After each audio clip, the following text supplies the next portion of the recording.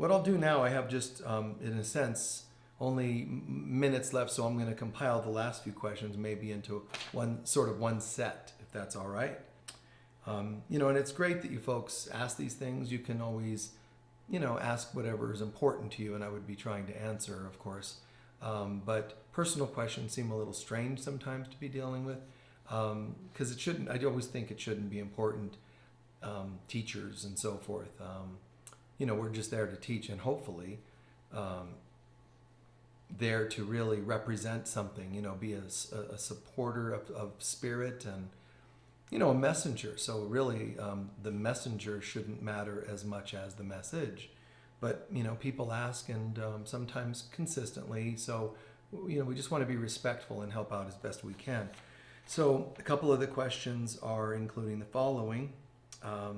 Common one, birth date and ancestry. Some of the answers I may give are maybe things I've covered in other questions in this system that we're doing, this process that we're doing, but people ask about birth date and ancestry. And so ancestry, my mother was Mayan, which is Central America regions, but Mayan. And father was Italian. So Mayan and Italian are the ancestry, I guess, that you're looking for. And, whatever that is or means to people. Birth date, I just don't even think birth dates are important. I don't celebrate my birthday. I don't know that I ever did it, maybe since school days as a kid, because I don't think it's important. Kind of like why Jesus' birthday is a little bit unconfirmed at this point. I think it's great to celebrate it when people do, Christmas. But John of God, Mother Teresa, I don't know. I think she's one of them, and also Peace Pilgrim. They're all teachers who just said, the birthday's not important, so I never really go there. I do know this. I do know that there are a few published birth dates, a few different ones on the internet. From the ones I've seen myself were actually incorrect, but again, they shouldn't matter. But so be it. And when people say, well, what sign are you? I kind of get a kick out of it. I'll say, what sign do you think I am? And people will have their projections. If they think certain things of me, they'll say, you must be this sign. If they think other things, oh, I know you're this sign. I've had people say, I already know. And they tell me emphatically what sign I am. Almost always incorrectly. But I think it's beautiful that they just, they have their own perceptions. And I do what I can to just, I think it's funny. And I think I just honor that and say, oh, well, thank you, for sharing. But I don't think it's that important. And I think I think most people that want and need those kinds of details about a person should really ask themselves why. Because they're trying to pigeonhole a person. They're trying to satisfy ego-based curiosities. But to me, it's not an insistence to avoid the subject matter, but I think it's a great statement sometimes to say, hey guys, it really doesn't need to matter, and make a statement that way. But again, that's what I'll share so far, all right? And it just it's not needed. So there you go, okay? It's best I'll do for now. And let's see. People want to know where I grew up and that sort of thing. I've covered some of those details in life. West Coast, almost my whole life, one end or the other of the West Coast. And eventually moved to Sedona, Arizona. So that's where I've been serving as the spiritual leader at Unity of Sedona, but that's kind of where I've lived. My favorite place of living was the Pacific Northwest. To be more specific, I was only a few years in Oregon, Southern Oregon, and didn't like it. It was hotter than imagined would be, smoggier than thought would be. I was looking for this lush green dream that they advertise, for Oregon, and Oregon doesn't have. They've clear cut a lot of the trees, and it just wasn't what I was looking for. I only stayed a couple of years, but they were amongst the least favorite of my years. But I did meet a really great friend, a guy named Bruce. He was a wonderful friend there, and kept in touch with him until he passed away recently. Other than that, I moved up further eventually in northern Washington state near the Canadian border, and absolutely loved it all the years there. Really wonderful. What is my primary purpose? Really, it's about teaching people to reconnect with God. It's about awakening Christ consciousness. That one thing, or you could call it two separate things, but they're not really separate. Reawakening our connection to God and reawakening our Christ self. I mean, that's it, man. That's just so perfect and beautiful, and I'm a messenger of that. That I'm sure of. I'm a part of that plan, God's plan for the awakening of mankind. I may fit your style or interest, may not. I just know that that's part of my purpose. There are certainly other people too, and some of us play a more significant role than others. But some of us, it's absolutely, I've known all my life, man, there's something about this Christ thing. I want to be part of that awakening. So you kind of come in with a knowingness, and, I certainly had that. And let's see, people ask about, what most people wouldn't know about me. Well, it's despite all the work that I do, I think most people still don't realize how much I work on myself and desire to be a good person. I think people just think either you are that because you're a spiritual teacher, or you're probably not, because a lot of them don't live the life. They don't. They talk it, but they don't walk it. And I really, really work at that. I mean, I love being more and more and more connected and living accordingly, and having kind of a gracefulness in my heart towards life and people, trying to be of service and be helpful and so on. I don't think most people know how simple I am. I really don't think most people know that. Very simple and very frugal. I have some neat things, some nice things. First time in my life I ever got a new car is in the last 5 years or so. But I have, cool things in terms of crystals, chimes, fairies, and angels. That's my thing. I have them all around me. I love them in my yard and so on, but, fairly simple. The nicer things I have are really things that were gifts, but I don't wear a lot of jewelry, and almost never, but people gift me occasionally a ring or something, I might wear it, but I am kind of simple. I have only a few changes of clothes, a dozen, changes of shirts, and the things I've talked about before in talks here and there jokingly, but it's true. A couple pairs of shoes, and I like to be kind of simple. So a lot of people don't know that or wouldn't know that.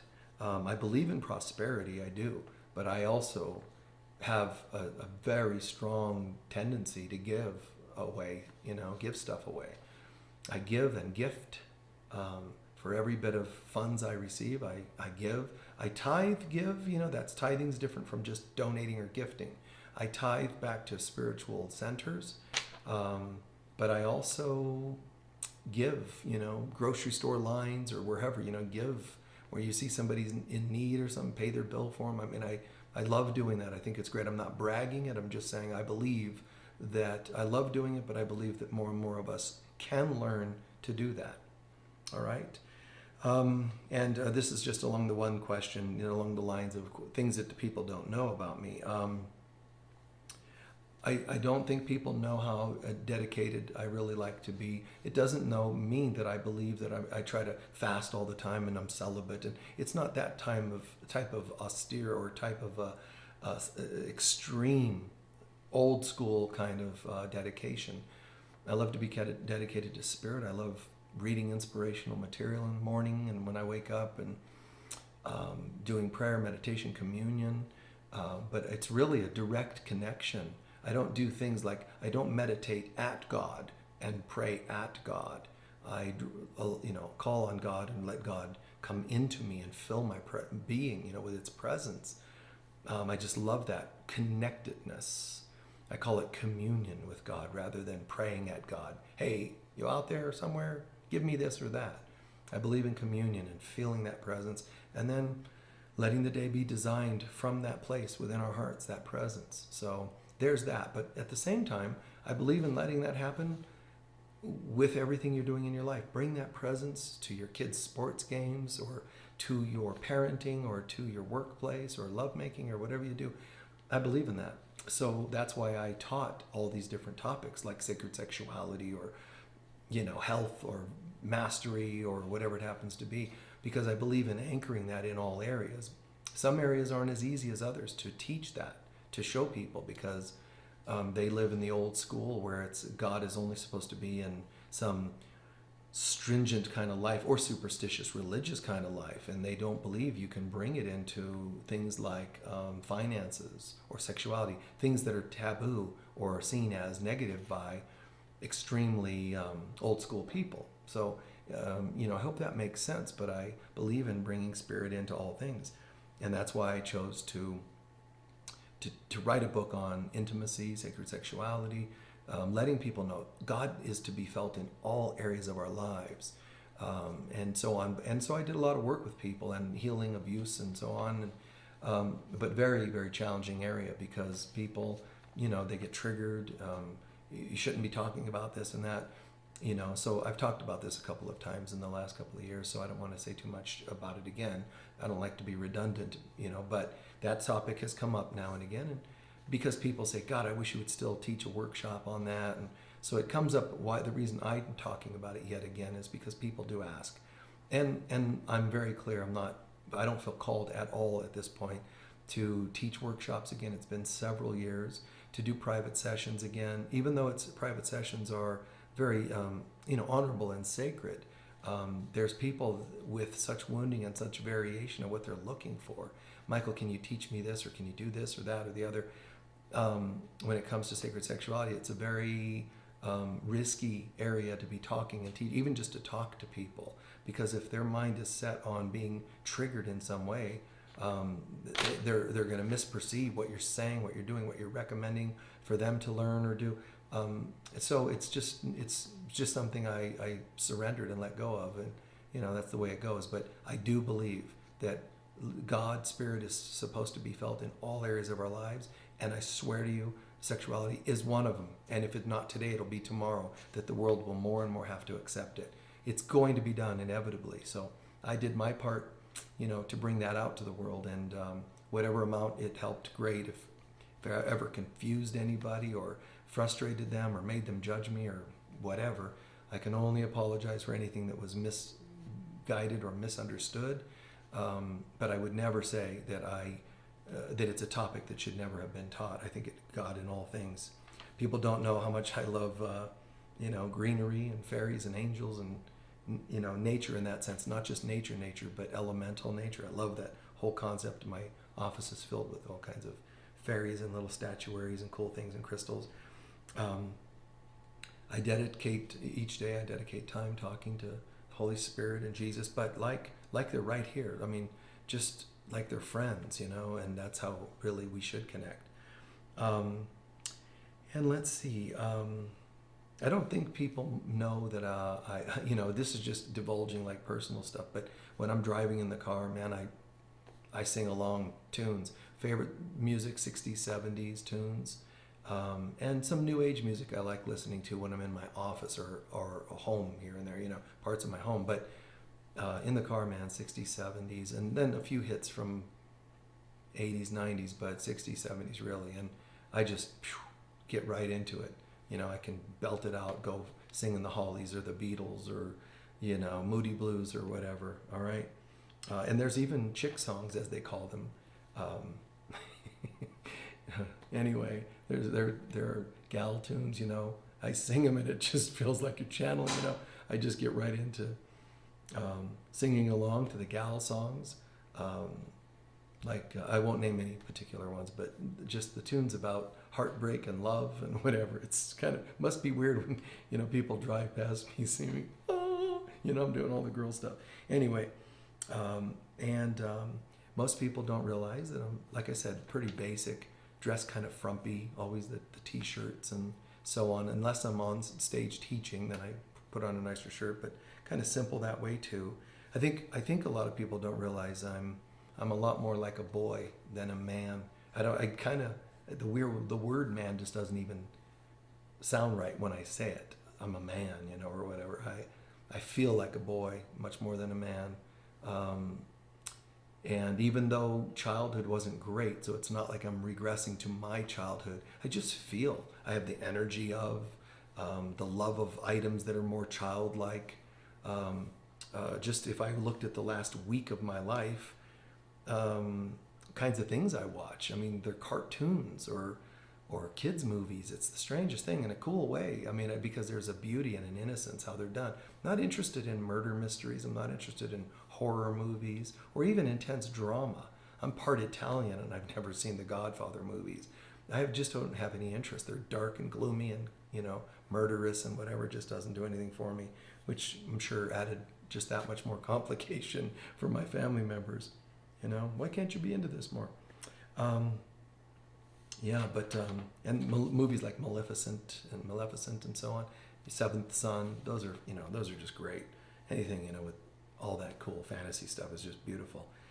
And I think a lot of people, when they say, what things don't people know about you, or what, along those lines, those types of questions.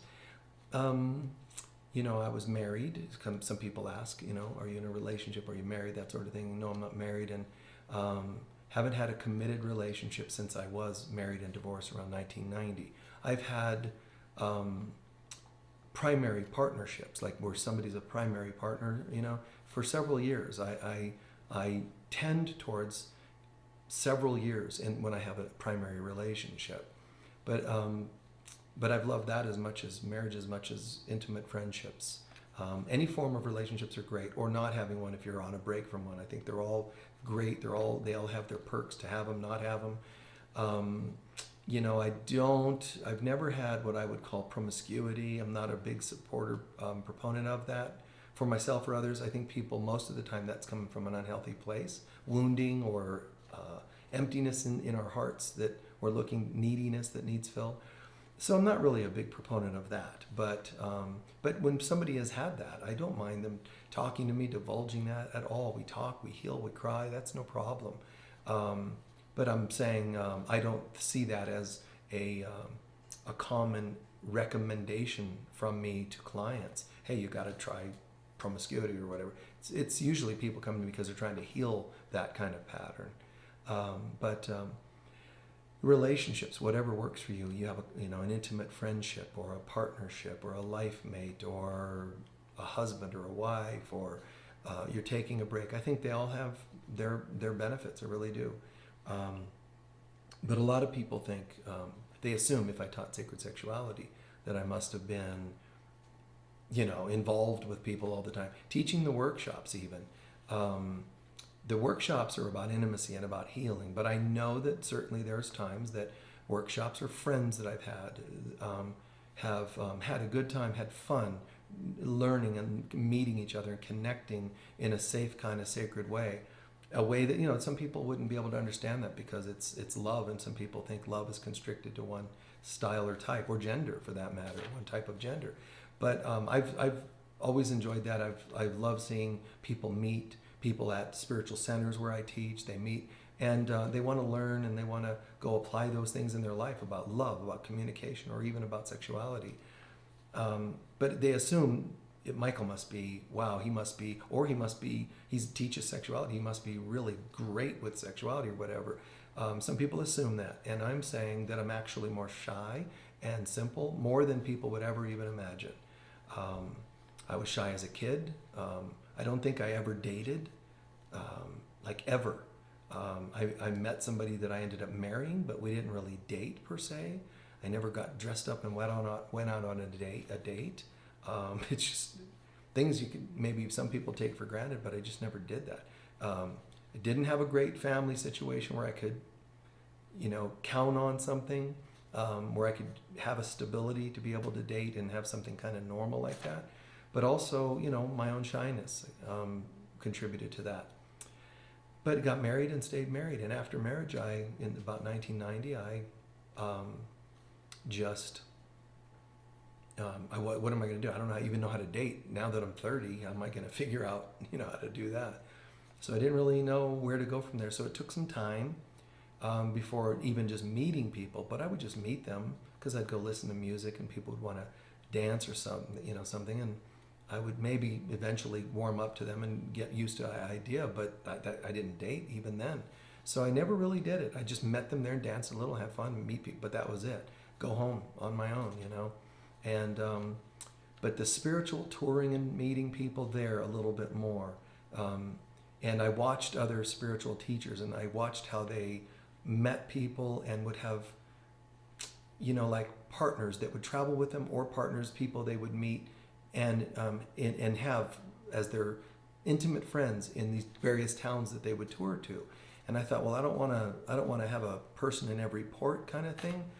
So I eventually just got to years ago where I had just a couple of people in my life that I would see out there somewhere when I'm on tour and meet with them, and I really appreciated it. It was a very important thing for me to be able to meet somebody that I could share intimacy with when I'm in their area, because it gave me a friendship that I could trust. So for me, the intimacy was never like a, hey baby, how you doing? To me, this was always like such a heartfelt thing. Like, God, it was just so nice to be able to let down the guard and just be me and meet people and trust and share. And it's somebody that was a little hard, because I didn't, I came out of a marriage, and we neither of us wanted that to end, but it ended. It had to end. It was time.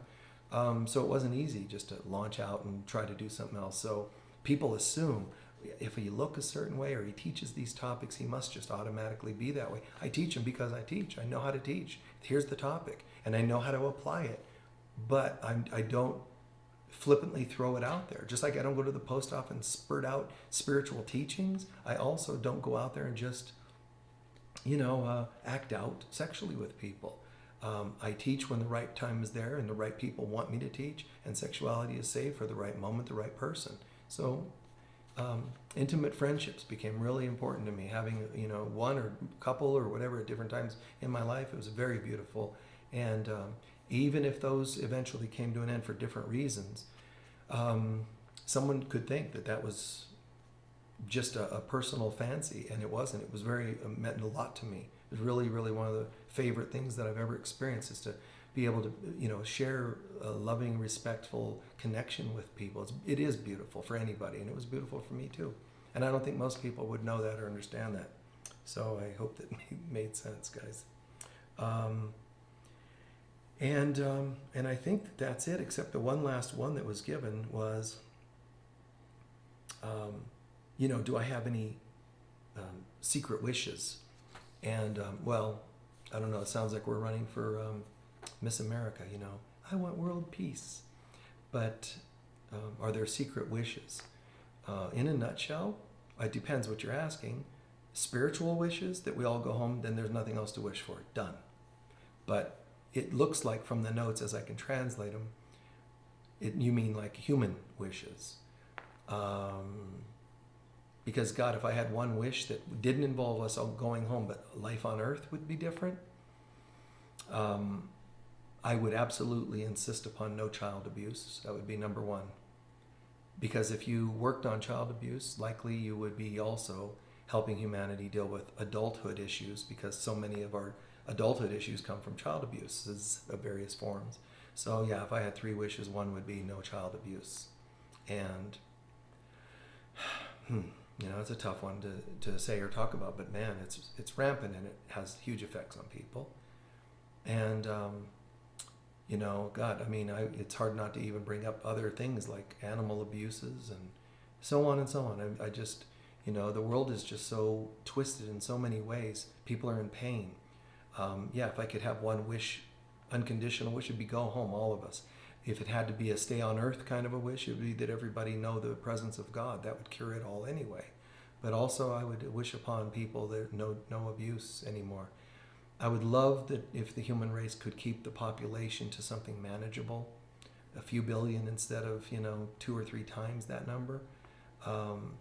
And if a very personal wish is, instead of humanitarian, I went into humanity instead of myself, and you might have met for me personally. I don't really know that I have any personal wishes.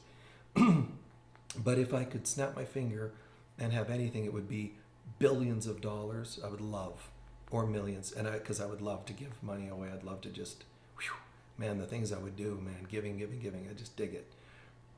So yeah, that would be one. And the only thing shy of that in my heart as a wish is to create a spiritual retreat. I call it Edenshire. I would love to do that. And that's good too. It's going to take millions, but I would be able to do a little bit of everything I just said, I guess, because it would be a lot of money that it would take. I would love to adopt or welcome children somehow there to be in a safer environment, because it would be a large retreat, a lot of acreage somewhere. And then I just would love to rescue animals too. God, I would love it. Every kind of animal somehow. Keep them protected, but just the love, man. You can see animals when they're rescued. When they get past, the post-trauma, man, when they come out, just like people, when they come out, they can be themselves. And I'm one of them.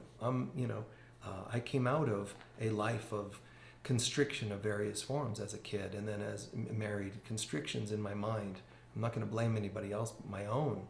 And to come out and slowly find out who I am, thaw out from life, from early life, and what does healthy intimacy look like, and what do true friendships look like, and singing to songs and laughing, and it's great. It took spirituality that I knew in consciousness all the way down to earth for me, all the way down to root chakra and emotional chakra, my heart and soul. All my centers were able to come to life more, and that came from my growth, from my own awarenesses and prayers and healing, but also it came in part because of the choices people around me made to be nice people, to be trustworthy people, just a couple of glitches in life that I would have done differently. I'd love to have protected my kids more from things that happened to them somewhere along the line in their childhood from somebody. I would love to have had a lot more money through my life. As a kid, my family had some, but in a conflicted way. My father had money, mother didn't, and my father didn't give her any money. So that was kind of a bummer, but that's another story. But even growing up and having kids, I would love to have provided a little bit better. We did okay, but it was kind of a drag, but a lot of us don't have it when we're in our 20s, do we, So that would have been a kind of cool thing, and protecting them a bit more might have been cool, right? It would have been great, but it is what it is at this point. And, and I would love to have been able to do more for people in terms of that topic, sacred sexuality and healing sexual abuses. But it's a very conflicted area. So I just could only do what I can, and then had to let that rest. So if I had wishes, that area, that subject matter, I would love to see people heal that as well, because, oh my God, they wouldn't abuse each other, they wouldn't objectify each other, they wouldn't, traumatize and use and so on. So it's kind of a funny little side story, sorry. But when I started teaching this, I taught this for many years, since early 80s, I think I first started teaching the sacred sexuality. But along the way, it happened where there were some directories online where you have guys too, but mostly gals who were trying to dedicate their lives to being like sexual healers. They're gals they're into the spiritual components and the healing components of sexuality. So I'm not talking about just like sex surrogates or counselors or sacred prostitutes. I'm talking about people that were really wanting to do something wonderful for people, and they were in directories and they were paying a lot of money. People were even using them, and they weren't realizing how much they were being abused or used, even though they were trying to be good people. They were being charged a lot and almost made into prostitutes online. And so I thought, one of the things I want to do, man, I'm just sharing this because you guys are asking personal questions. So one thing I want to do, I thought, let's make a directory. Yeah, and I'm not going to charge. Let them control the direct. Let them have their own lives, Remove all the abusers that are still taking advantage of them. Let's do it. So we made a directory, a website and a directory. We send an email out to all of them. You're all welcome to go on this thing. And the website, you can write articles. You can be known as teachers with a brain instead of just, seductresses of some kind that these other people are promoting you to be. So out of maybe these sites, out of all the people we approached, maybe let's say there were 100, I think 5 of them responded and got onto the directory, like 5. This is something I paid for, something I paid to create, something I paid to sustain financially, and gave it to them just to let it happen, and monthly, paying the internet and whatever.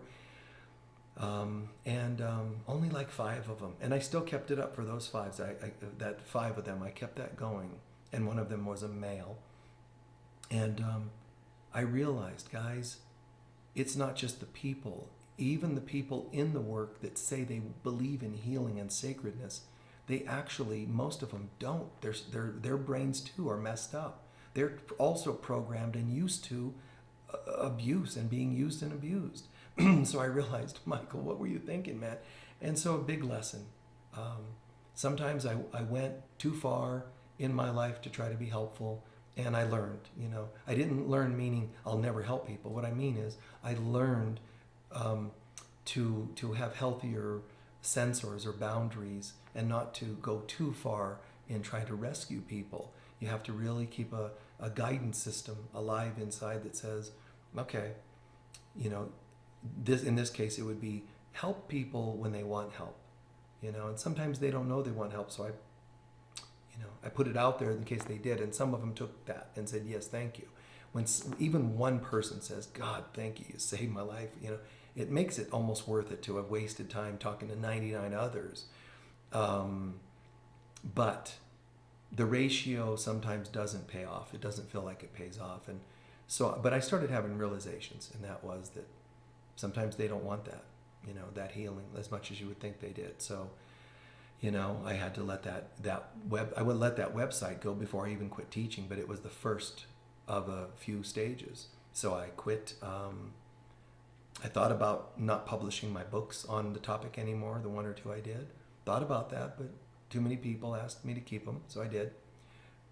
I disconnected that website and the directory, and quit the workshops many years ago, 5-day intensives and so on. And then I also, the private sessions, very rarely would I do work. Now, mind you, it's hard to explain what that work is, because it's counseling, it's body work, it's a variety of things.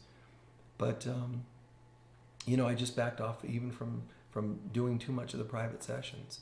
I simplified what I do. All my years, though, what I love is when I worked with people in this topic. I worked with people by teaching them that you didn't have to do like sexual tantric work all the time. That most of the time you could do that same work with alternative means. You could do other things that would bring up the same issues and so on, and educate people, but without doing. I mean, sometimes I literally, when people wanted me to teach them anatomy, and they wanted to like get to the anatomy and teach and learn, literally touch, contact, on all that, I would take, it just would come to me. One time I was on tour, and it was at a person's house that somebody came to her session, and I ran to the kitchen and I found fruit that I could cut into shapes and so on. Amazing channeled carving, and boom, boom, boom, it came about. And I brought the fruit to them, this guy and gal, and they were like, wow.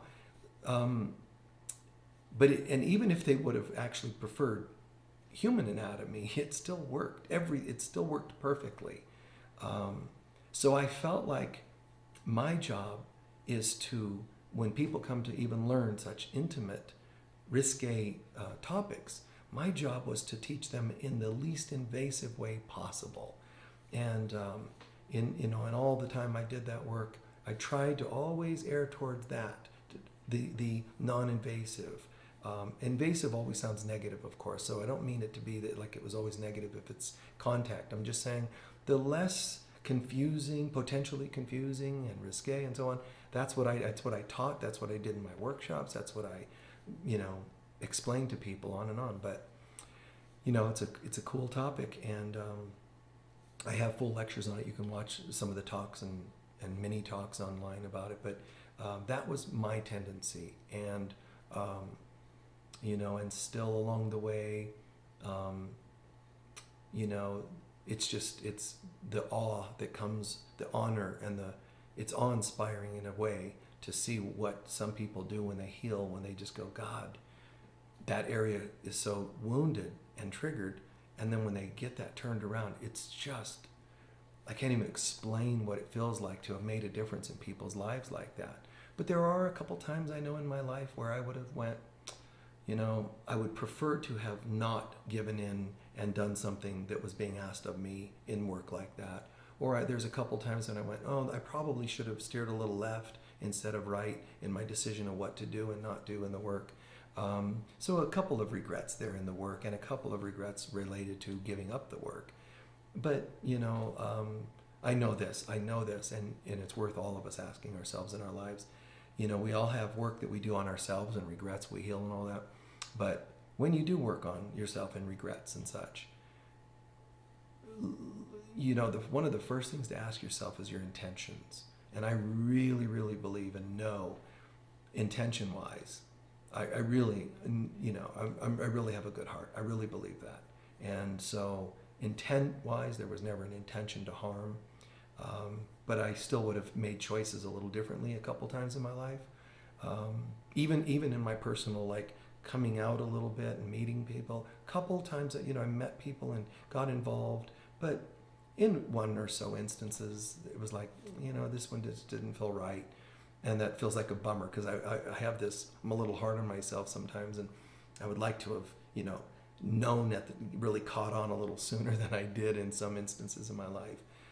But, it is what it is. And I'm grateful that I know that rarely would I've done something in my life that would have been really stupid or selfish or hurtful on purpose.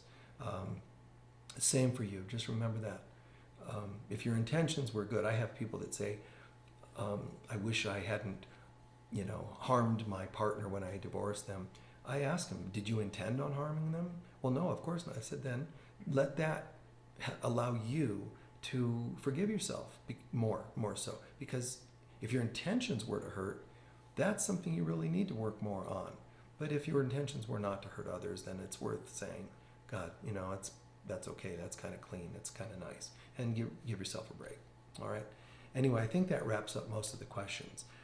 Birth dates and times and race and whatever, and regrets and wishes. And I know I've talked about a couple of these things before, but that's my heart, Humanity's awakening. It's always about spirituality and healing for me, in a nutshell. Spirituality and healing. So it's connecting with God and, seeing people heal from any issue. Abandonment, sexual abuse, prosperity issues. All of these areas are sad. They really are, that people suffer in any way. And so I've tried to avail myself to help and heal in any way I can the people. And for me, retirement, I don't think so, ever. But for me, a dream would be Edenshire, a place where I could, bring people that really want to heal, instead of going out in the world and fighting to find those people that want to heal. It's a figure of speech, but it still feels like it's hard work sometimes to go and get people, encourage them to understand they can change their lives.